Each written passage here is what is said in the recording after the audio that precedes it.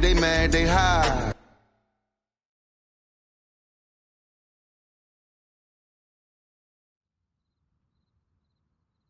Show us we nothing, or to show us we only welcome when singing or ballin'. Just shut up and dribble.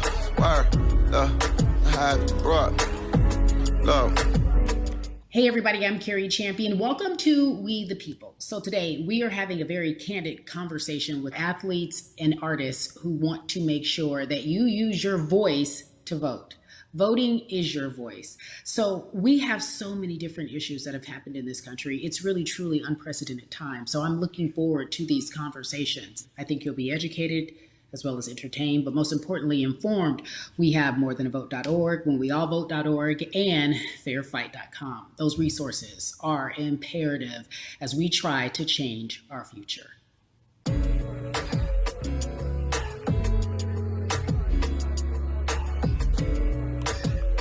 Yeah, la.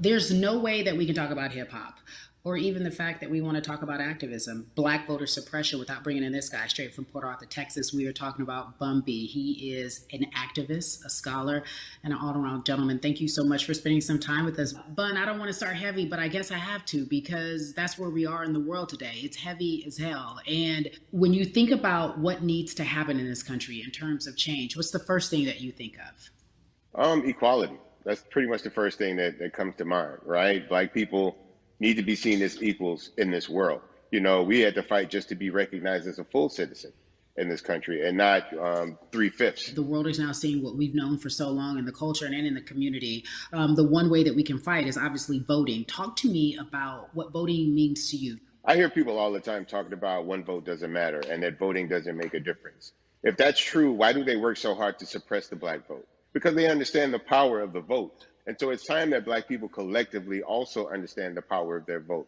And not just on a national level, because a lot of times we only have this conversation every 4 years. People need to be very much involved in their local politics. They need to understand who their elected officials are, where they stand on issues that affect you.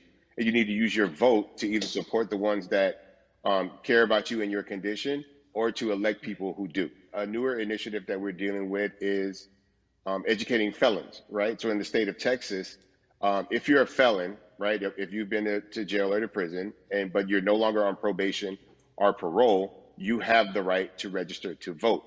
Another thing that was just brought to my attention, there's an initiative called Orange, which is happening not just in Houston, but all over the country. If you're in jail currently during pretrial, but you have not been convicted, like you're still in jail waiting for your day in court, you are still eligible to vote. And you said something so key. They work so hard to hope that we stay uninformed, but more importantly, to suppress the black vote. If you could do one thing with this message that we're trying to send today about how important voting is, what type of images would you like our people to understand and see when they go to these polls and vote or when they cast their ballots? I think the images that we've all seen, you know what I'm saying, for decades in this country, if not centuries in this country, we've seen black people oppressed. We've seen black people attacked. So every time you look back and you see those old black and white images of people of color being attacked by dogs and people of color being sprayed with hoses, that's what they were fighting for. Back then, they were just fighting for a chance to vote.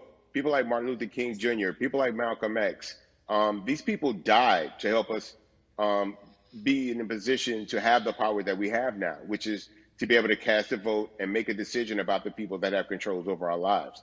So, I mean, if you in your own community need a reason to vote, look at a person like George Floyd. If the people in your city are not open to police reform, are not open to having a conversation about defunding the police, are not open to issues concerning economic equality, judicial equality, and racial equality, right? If they're scared to say Black Lives Matter, you have the power to put people in those positions who do believe that Black Lives Matter, who do believe in racial equality, economic equality, judicial equality, right? Who see us as human beings. And if the people in your community don't feel that way, vote them out. It's that simple. It's just vote them out. We don't have enough time to sit around and hope that people change their minds. Yeah, Bumby, you point out something so important. We have the power. And that is in our vote, and that is with our voice, and that's how we use our voice. I think of where we are right now. People say this is a particular moment, but it is a movement, not just a moment, it is a movement. Why, in your opinion, was it George Floyd's death? Why was that the chosen brutality for people to say, oh my God, Black people are still oppressed in this country, and it is not fair? I think it's twofold, Carrie. In so many different encounters between people of color and the police, there simply is no proof of what happened in the interaction. And so what happens is in a court of law, it tends to lean towards the policeman's point of view, right? In this case, we saw very clearly what happened. I think the other thing is due to the fact that everyone was at home, basically, during this time period in relation to the coronavirus, you couldn't avoid it, right? It was on every television station. It was on every social media platform. Everywhere you turn, you were constantly hit upside the head with this message. You see in the interaction that this man did nothing to deserve what happened. That's right. That's so well said, because if you think about it, in the grand scheme of things, it wasn't worth it, and he didn't have to lose his life. I think that you touched on something that a lot of people talk about, and that is now defunding the police. That has been such a huge conversation, but there's so many misconceptions around defunding and dismantling. If you will, educate the audience. All right. So most people, when they hear the term defund the police, they tend to think of, oh, they're going to take away our police department. Nothing could be further from the point. Defunding the police means that in certain communities, even Houston, take for example, we had over $1 billion allocated to our police force. Now, what is that money being used for? Some of that money tends to be allocated towards riot shields, right? Pepper spray, right? That kind of thing. That's only used against the people that fund this budget, right? So why would the people want to supply the police with the means to oppress them? If the police are concerned about the situations in certain communities with a higher crime rate, well, higher crime rates tend to happen in communities where there's not employment opportunities, right? There's not a lot of social services, and people are going to do what they need to do to take care of themselves and their families. When the community has more opportunities for employment, more opportunities for upward mobility, then they tend to be less of a strain on the government. They tend to have a lower crime rate. And because of that, we'll have less need for the police in those communities. You are passionate about so many different things in terms of making sure that we are holding our leaders accountable. Talk to me about some of the other projects that you're working on. Well, right now, obviously, being a part of More Than a Vote is essential. We're dealing with primaries in this country right now. And we just want to educate people. We want to inform people because people are tired, they're angry, they're concerned, and they want information and they want action. And so we want to make sure that we give them the right information and lead them in the right direction. And we thank the people that do not look like us for standing with us right now, because it's very important that people who aren't Black be involved. Because if Black people could have gotten rid of racism, we would have done it hundreds of years ago. And so I'm trying to use my voice and my platform just to let people know that if they feel like I do, there's a number of places they can go to enact change in their community. People need to know about how their city council runs. They need to know that they have the ability to speak when city council meets, to let them know that that's not the way that they feel their city needs to be run. Those are not the places that they feel the money of their community needs to be allocated. And Bubby, even a step further, they can run for office in their local community. They can run for positions. Like, people act like they leave it up to somebody else. If you're upset, it's not hard to get on the school board. It's not hard to be a part of the city council. It really isn't. And depending on how small your town is, you could be a mayor. The power is with the people. And we need to just know that that's happening. Absolutely. And it's always been with the people. You know, if you look at Trayvon Martin's mother, Sabrina Fulton, right? She felt that there was a system of racism and a system of oppression that led to her son's death.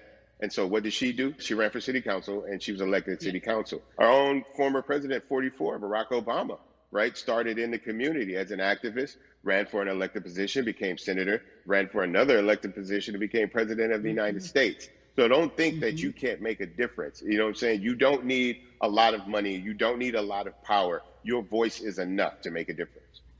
Amen. I feel like I need to go out and run for something. You gave me a rousing speech there, sir.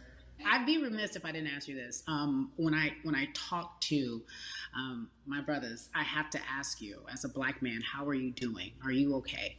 I'm good. I have a very strong relationship with God, so prayer definitely works for me. I have children and grandchildren who are watching me, who are encouraged by what I do, and they're proud of me right now, you know, and that's really what matters, you know.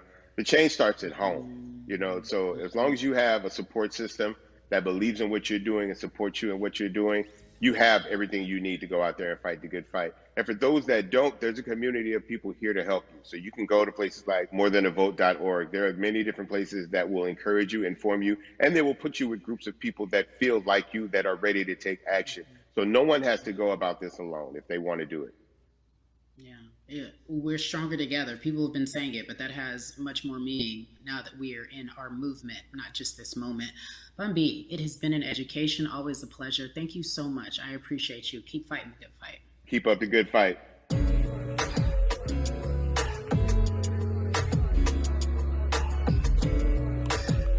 Yeah, la.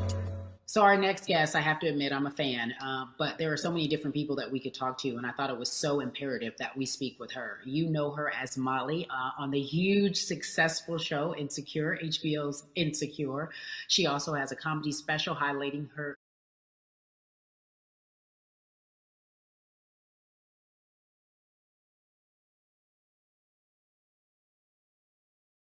medicine with some candy, right? The humor and the healing. You bring all of that to your space. And right now, as you look across this country and how everyone is so broken and so upset, if it's not social injustice, it's the pandemic, it's depression, it's unemployment, the list goes on and on. How are you doing, quite frankly? You know, I'm rediscovering self in a way that is hard, but necessary, that will lead to ultimate joy. I know it sounds like a lot, but no, I think I personally think that God put all of us on a global timeout. Like we just, America hasn't done as good as other people when it comes to timeouts because everyone else is out playing at recess, and we're still in the principal's office hoping and wishing we can come out. But I think that if we settle into the timeout and really learn the lesson that we're supposed to learn from this season, I think we'll emerge better. We'll learn how to play well with others in more ways than one. And so personally for me, I'm taking this time to learn me in a new way. I feel like I'm being ushered into a new season, and I'm getting still, because sometimes the busy confounds the work that we're supposed to actually be doing. We're busy doing other stuff, but we got work that we need to do on the inside. And I'm leaning into it. I'm like, dang, I thought I was gonna be able to rest like everybody else. And God's like, nah, we got work to do. You know what? And I think that's what everybody is saying about 2020. It's demanding that we be better. And you said it's a global timeout. What do you mean by that? Yeah, it's like everyone sit down, be humble, to quote the great prophet Kendrick Lamar. But no, seriously, sit down and let's reevaluate some things. Let us unearth and shake up the things that we have been trying to hide within ourselves, within our nation. I think America is going through an unraveling right now, a much needed, a much necessary one. And I think all eyes on us, right? There is no, oh, I was on the subway for an hour, so I didn't miss that thing that happened. No, everybody was home. Everybody, was watching when George Floyd died, and everybody, no one could hide it. Everyone was watching when Amy Cooper called the cops. Like, this is a time where it's like, oh, we can't pretend it away. We can't excuse it away. No. It's a global timeout. Sit down, watch, and let's learn. And globally, it's like, hey, we were going business as usual, but it ain't usual no more. Like that's old. Anytime change occurs, it's very uncomfortable. And so right now we're sitting with we're getting we're getting comfortable with the uncomfortable. The minorities, we've been comfortable with being uncomfortable, because that to me explains just the existence for whatever we want to do, how we break into our careers, how we live our lives, how we find ourselves one of the few or one of the first. And that's a lonely road. When you look at, and when you talk about this global timeout, everybody had to pay attention to Amy Cooper. Everyone had to pay attention to George Floyd. How is that helping us as a people, as a country, during our global timeout? I think, well, one, we're not minorities, Carrie. You already know it. It's like these labels that they put on us. It's like the same way of saying like black on black violence. Also, there's no white on white violence. It's branding. Yeah, right. It's all branding. Yeah, you're right. It's like white people kill white people every single day. So no, there is no black on black violence. And if you say black on black violence, well, then let's brand white on white violence. Like, I watch Investigation Discovery. Ain't too many of us been featured. So, I just even like, but to answer your question, what does that do? I think what everyone expected is what has happened in the past when the world was still open, right? In that, okay, you had everyone from Trayvon Martin to Castillo to Sandra Bland. You had all of these lives lost, and Black people made some noise. We rioted, we got out in the streets, we started the Black Lives Matter movement, all of those things. And then white people kind of just like, oh, let's give them something. And then it's just like, is it over? It's like Oscars so black. Okay, good. We gave some Oscars. Are we good now? Like, are we even? And it's just like, oh no. This is not about like a Band-Aid. It's like, yo, we might have to amputate the leg a little bit, but it's all right because by amputating the leg, we're gonna save the body. And so I think that's what's happening now. Like, America is realizing, like, oh, Black people aren't just making a little bit of noise. Like, the protests are still out. The conversations are still being had. The change is still being demanded. And I think they're seeing, oh, this is not going away. And no, it's not, because we need systematic change. What a beautiful way to explore what is happening and describe our country. We might have to amputate the leg, but that's to save the body. That's what's happening right now. That's beautiful, Yvonne. And to that end, I have to ask you this, because the way that we do that, we use our voice. And our voice right now in this world, in this country, is our vote. And everyone talks about voting and how important it is, but I feel like more than ever we understand that it's not just about voting every 4 years for the man in office. It's about your local elections. It's about the mayor. It is about the district attorney, the people who have the power to bring charges against police if police brutality is an issue in your community. If you care about your school district, you can run for the school board. I ask this of you, right? Your parents are from Nigeria. You are Nigerian. You talk about that very lovingly. What does voting mean for you? I think voting is power. I remember, I became a naturalized citizen back in the 90s when, because I was still a minor, my mom naturalized, and so we were able to do it under her. And just even that power of, like, we are American citizens and all the access that we have by being citizens, one of those accesses and those access to power being voting, it's a big deal. It's a big deal because not only do we have the opportunity to be in this country, but now we can be of the country. We can be of the systems. We can be of the rules. We can be of what it actually affords. But I think, going back to your earlier comment about just the setup of systems, I think we are done a disservice, either it's schools or whatever it is. And I'm not putting teachers on blast. I think teachers do a phenomenal job, but for some reason, we do not, and give them all the raises. I know too many parents who are like, this child of mine, I do love them, but hey, where can I drop them off? And I do think that there is a disservice done because, again, when we talk about them, to your point, we talk about every 4 years. It's important to vote for the presidency. We don't realize, like, oh, snap, we actually can vote about, like, how much our libraries get. It's like small things like that, but they make a big difference. When you think of voter suppression in this country, what does it look like for you? It's the systems. When we talk about voter suppression, we also talk about systematic racism, right? It's all the systems that set up. And we've normalized, okay, maybe your job will give you a half day, or maybe, you'll be able to get this luxury. It shouldn't be a luxury. It should be built into the system. It should be built into the fabric of how we vote. But maybe you'll be able to get this luxury in order to enable you to go vote. Think about everything disenfranchised, marginalized Black person has to endure in a day. So in a day, you need to get to work. If something happens to your car, if something happens to your childcare, if something happens to, there's so many factors along the way that can send you into a tailspin as an American. And then you add on as a person of color. If you're just trying to get to vote and you already have to go through all of these hurdles and hoops in your everyday life, imagine the one day when your voice really is supposed to matter the most in this country. But then you also see all the times that you tried to have your voice matter, and then it's been shut down, repressed, told it doesn't matter. And then you're kind of like, what's the point? How do we keep hope though? If I'm watching this right now, I how do we as a people stay hopeful? How do we believe in the promise that these quote unquote forefathers have given us?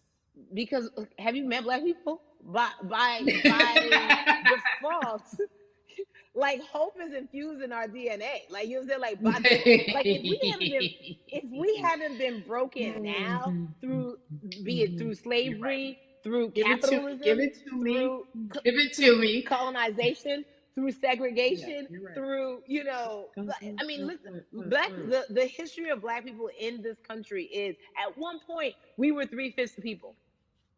Mm-hmm. That's it. That was a written law. And look at us now. We are whole. We are black girl magic. We are black boy joy. We are, you know what I'm saying? What I think about in terms of giving us hope, right? We're making a lot of people nervous right now, Carrie. We're making a lot of people nervous right now because they're like, dang, we put all these obstacles in their way, and these jokers are resilient. But that should give us hope. That should give us hope that like we can't stop, won't stop. I mean, I went to the school of Diddy. You know what I'm saying? Hashtag, Harlem shaking it right now. Can't stop, won't stop. And I think that's our motto. We can't stop voting and we won't stop voting. We can't stop marching and we won't stop marching. We can't stop thriving and we won't stop thriving. To that end, because you led me directly there, I've been asking everyone who's appeared on this platform, what does activism look like? And I feel like back in the day, we had an idea. Yes, it is marching. Yes, it is protesting. Yes, it is speaking out against things that we feel are not right or unjust. But talk to me about what activism looks like for Yvonne Orji. Listen, activism, I think the beauty of activism is that it has many faces, right? You're going to have the people on the front lines. Like, you know what? Martin Luther King marched, but there were a lot of women who were in the homes like, hey, BT Dubs, when they come back, this is how we support all the people who are marching on the front lines. And we're going to be here doing what we know to do best here. And you know what? Somebody needs to bail them out of jail so now we need to be in the community, getting money or whatever it is. So it's like everybody has a position to play. And so play your position like a shortstop, bruh. So whoever you are and whatever you do, play your position. So activism could look like, you know what? I'm not the one that's built to be on the front line, but you know what? My pockets go deep. So I'm gonna support the people on the front line. I'm a comedian. Black joy is a form of activism. There's always a call for entertainers or celebrities that have the platform to do something. Why aren't you speaking out? I'm not a believer in thinking that it's mandatory. Like you said, everyone can be an activist and be activated in different ways. But talk to me about the connection. Talk to me about the marginalization in your world and how you feel like it even inspires you to say more and use your platform to do more. Beneath the surface of what we do, like Niecy Nash says, it's the who, right? The who is the person who's going to be like, hey, let me call this out. Either blind racism in terms of overt racism, in terms of ways that we can be better, in terms of ways that we can actually be more uplifting to the community that you may not even realize that you're serving. Before I let you go, talk to me about the urgency, in your opinion, for people to vote, our people to get out and vote this coming election. Yeah, I mean, guys, if you think you're tired now, I'm telling you right now, we cannot take this sitting down. We can't take this jokingly. I understand that it may be hard to figure out who to vote for, but at the end of the day, we got to vote for our families. We got to vote for our legacies. We got to vote for continued progress. We have to vote for upward mobility. We have to vote for equality in a way that is long lasting. And if we succeeded before, we can do it again. You talk about the hope. This is the time. This is not the time to give up. This is not the time to pretend a way that we haven't made progress. We have. There's still much more to be done. And you know what? We might have to get to a point where we pass the baton to our children and our children's children, but we still have work to do now for that generation. Von Orgy, you are everything. You are Molly, but you are not Molly. But I love you so much as Molly on HBO's Insecure. You are an amazing podcaster, Jesus and Joloff. Shout out to Lovey. And then we also have movies. Like you, the world. You're a model, a cover model. Also, wait, don't let me forget your hugely successful stand-up comedy special on HBO. Girl, you doing it all, and I am so grateful. You're truly the dream, not just the American dream. You're the black girl, brown girl, do it all dream, the immigrant dream, everything. You're a beautiful, beautiful soul. I really, really mean that from the bottom of my heart. Yvonne Orji, ladies and gentlemen, nothing but the best and excellence personified. Thank you so much, my friend. I love you so much, Mama. Mwah.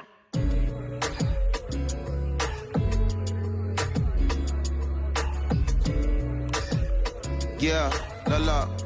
So Atlanta has been one of the hotbeds in terms of political unrest and social injustice. We've seen so much happen in that city, and we've also seen so much come from that city, including one of our very own founding fathers of the civil rights movement, and that's Martin Luther King Jr. But right now, we want to welcome in someone who has used his platform to talk about voting, to talk about racial injustice, and how he's trying to help. Atlanta's very own Russ joins us now on We the People. Russ, I'm not going to fan out and tell you what some of my favorite songs were that I listened to repeat on yours. We're going to get to the topic at hand. So we got to talk about, recently you did an interview where you shared your outlook on culture and music. And you also were very candid about the fact that you have a privilege and that it's necessary for you to give back. Tell everybody about what that means. It's very obvious, I'm white and I'm in Black culture and I'm benefiting financially off of it. So I feel like if you're a white person financially benefiting off of Black culture, you have to put finances back into Black culture. It's just that simple. The screenshots with your feelings, it just comes off like fake empathy because it comes off very dismissive and very, oh, that sucks for y'all. But anyway, back to what I was doing. Have you felt that way always, or is it now because of the time of where we are in this country? I've always had the feeling. I think now it's just obviously elevated. It's a new level and there's new, it's to the point now where you can't, first of all, you can't not say anything. Second of all, though, I just think saying something isn't enough anymore. I think, if you have the ability to put money back into a culture that you're financially benefiting from, you have the ability to, you should. It's interesting that you talk about it in that way because some people do believe that silence is the best way to go because it's hard to talk race, especially if you're white and you're in the Black culture. People just feel as if they can't talk about it. They feel awkward. They feel as if they don't have the privilege or the voice or the words.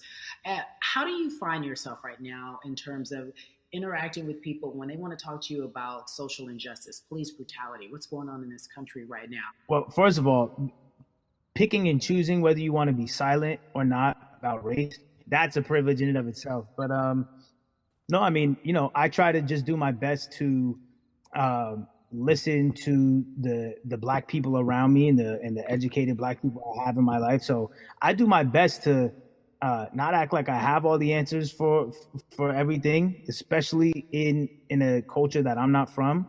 But that's why when we decided to raise the money for Black Lives Matter organizations, when we raised $500,000, we got on the phone with some of the women who started Black Lives Matter. I got on the phone with Tamika Mallory. I was on the phone with Karen Civil and talking with my friends to make sure the money went to like the correct places, and people who really need it. It's just about listening. That's all. It's about listening. Let's talk about that for a moment because the way I think of activism, for me, it looks very differently. It's not necessarily just protesting on the front lines. I think that's great. But what about being an activist in the way in which you have decided to be one? What inspired you? What did it look like? You said you raised money for Black Lives Matter. What did you do? Mm-hmm. Walk us through everything that you did and how you find yourself in this moment right now. So for me, it was 3 years ago, I had like a string of festivals. And I decided that I was going to wear T-shirts with a message on them because I figured what better time to use a platform than in front of, a bunch of people. So one of the T-shirts I wore was, if you want to change the system, speak up, white silence is pro-racism, the whole thing. And it didn't really it kind of got swept under the rug back then. But, when all this stuff started happening again, and it's been happening, the police brutality against innocent Black people. I was like, man, I'm not the biggest artist in the world, and I certainly don't have the most white fans in the world, but I got a good amount of people that I can definitely mobilize and turn into some money. And I know they're down for the cause because it's merch, it's a good thing. And I've always been outspoken anyway, you know? And so how am I going to be in Black culture and not be outspoken about racism? And then I got to ask you this, because you grew up in Atlanta, so that gives you a heads up, depending for so many people, because you're in the crux of that beautiful Black city where there are so many wonderful Black leaders, home of so much great music and things that speak to our culture right now. And we are really, really getting our word out, especially with this platform today, and saying that we must use our voice to vote. Talk to me about what the importance of voting for you in this upcoming election.